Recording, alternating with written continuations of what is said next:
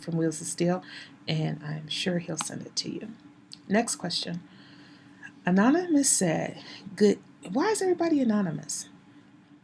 Anonymous said, "Good evening, Pepper Pace. So sorry to disturb you. You never disturb me. Nobody ever disturbs me. I notice everything is in paperback. Everything in paperback is not available for purchase. Thank you again, Bane." Oh, Bane, you're not anonymous. You said your name. And you never bother me. Anyway, um, everything is now available on paperback. I try to put all of my stories that are digital on. I try to create a hardback version, which is available for sale on CreateSpace, which then you can also buy it on Amazon. CreateSpace is better for me because my royalties are better on CreateSpace, but if you buy it on Amazon, that's fine too. So, a lot of you don't know that I not only have paperback books, but I also have hardback books. But the hardback books are super expensive. So, I don't really, you know, talk about them that much because most people probably wouldn't buy them except for my friends and family. I buy them myself so I could have my own little, you know, I have a hardback book. But anyway, so I go through Lulu Press. This one has the cover that comes off like this, and this is a mirror image, but this really is not written backwards. So it's hard to see with this lighting, but there we go. So there's my hardback. So not every one of them is in hardback. Here's one that Love is Blind. This has, let's see, there you go. I love it. This has the old cover though. So I've redone it with the new cover. But anyway, this one has the different type of binding. Yeah, there's me on the back. This lighting is hard to see. Well, anyway, but if you're interested in getting, oh, here's another one, hardbacks. That's a whole cover too. If you're interested in getting hardbacks from Lulu, they are really expensive. You might as well just get a paperback. But if you wanted to, it's there. Lulu Press. Next question. Anonymous said, "Hi, Pepper. I am reading Was again, and I was wondering if..." I already read that one. Okay, here we go. Anonymous said, "Hi, Pepper. I am currently reading Adaptation 1, Chapter 25. Once again, you have taken an unusual storyline and made it incredible. Thank you. I love this book. I am so looking forward to the second book. I also want to thank you for introducing me to Octavia E. Butler. Her books are available through Amazon for my e-reader, and when I finish with adaptation, I will read her works. I love sci-fi. Miss Butler's books will satisfy me while I wait for EIE 2 and Adaptation 2 to be published. Thanks." Thank you. I appreciate that you commented that I helped you to help to influence you to read some of Octavia E. Butler. She is one of my favorite writers, and to me, she's a forerunner of the interracial genre because she was writing interracial back in the 70s, but she was doing it under sci-fi. She was writing intergalactic love stories, and she wrote Kindred. She wrote some amazing stories in a Genesis, which is where adaptation comes from. So when I wrote adaptation, I wrote it as an homage to her and her world that she created. It is my own world, but it is an homage to her and her storyline. So I'm happy that you found her. Next question. Anonymous said, "Hi, Pepper. What interracial books would you recommend?" Well, there's a lot of interracial books that I like. It's hard to recommend them because my tastes are slightly different than a lot of people's tastes. Everybody has their own specific taste in interracial, and that's one good thing about this genre that we're in. The interracial genre has paranormal, sci-fi, has romance, has erotica, and so you get to choose what type of book you want to read, and then you can find it in IR. For myself, I like BDSM. I like romance. I like scary stories. So, I'm going to be like in Yvette Hines, Bridget Midway. I like Anne Sully. She did one called Love Through Pain. That was amazing. I like Sienna Minks, Battaglia. I'm reading now Tiana Levine's Saint, and I read it before, so her Saint series is off the hook. So I mean, it just and so that's a little paranormal, a little street. There's street lit IR out there. So, but those are a few that I would recommend, and there's more. I don't want to leave out some really good writers, but they're all kind of subjected to what you like.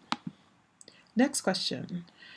Okay, we're out of October, so good. So that's the last question that was on Tumblr for October. But there was one question that I do get, not one, a question that I get very often, so I wanted to address that last, and that is, when is the next book available? Whether it's adaptation or EIE or whatever, or Wizard Still, when are you going to release that next book, Pepper Pace? And so the answer to that is going to be always the same answer, which is I don't know. Because if I know, I would have already told you. Well, if I know, it means that the story is already written and is being held until a specific date, like December 24th, so that I can get a Christmas sale on December 25th, something like that. But since I don't normally hold my books, like there was an instance where I was writing the collection of Scandalous Heroes. I did have to hold it then because we were writing a box set and we had a prescribed release date.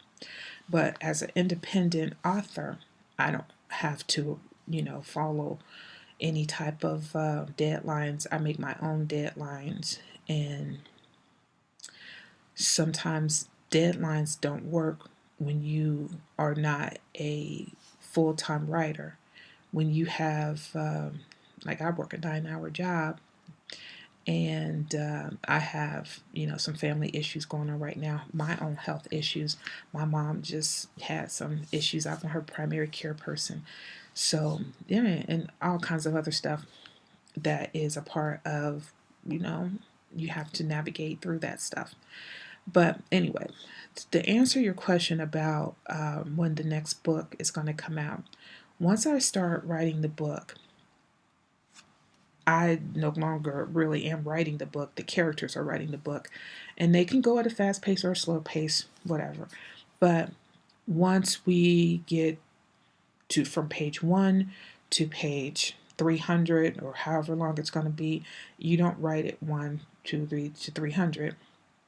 You write page 1, 2, 3, 1, 2, 3, 4, 1. So it's tearing it apart, putting it back together.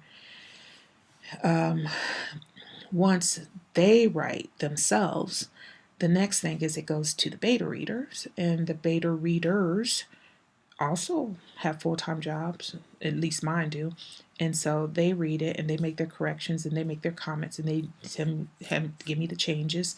I go back, I make the changes because I agree with them, or they wouldn't be my beta readers. So I'll go back and make those changes, and then we send it to the editor. So that's something new for me because I used to edit my own work, which made everything go faster, but going faster isn't always the best thing because my eyes cannot see what is supposed to be there. My eyes see what I thought I wrote. And So it's much better to turn it over to my new editors, who happen to be J.J. Murray and his wife, J.J. Murray of the IR books that I actually started reading that made me love IR. So Jay and Renee and all kinds of other books that he wrote. He is also an editor now. He and his wife Amy have an editing service called JJ's and Amy's Editing Service, and their rates are super competitive, super good. And you get 2 sets of eyes. And if you're writing IR, he doesn't just do editing for IR, but if you're doing IR, you're getting, like this guru that's going to give you advice and helpful things. So I feel very lucky to have him as an editor. But after it goes to JJ and Amy, which is, they're really quick. Like they can say things like, Pepper, we'll have this done in 8 days. I'm like, whoa. So, and it comes back from them. Then the second it comes back from them, I'm ready to upload it. That's it. So again, goes back to life happens when you're not a full-time writer. And life really kind of dealt me a big blow several months ago. So I've had to put writing on the back page for a while until I can get those things settled. And I'm still working. That is about all of the questions for now, and I think it's been about half an hour, might even been a little bit longer, but I hope you guys enjoyed listening to me talk for a half a damn hour while I'm sick and runny nose and sore throat.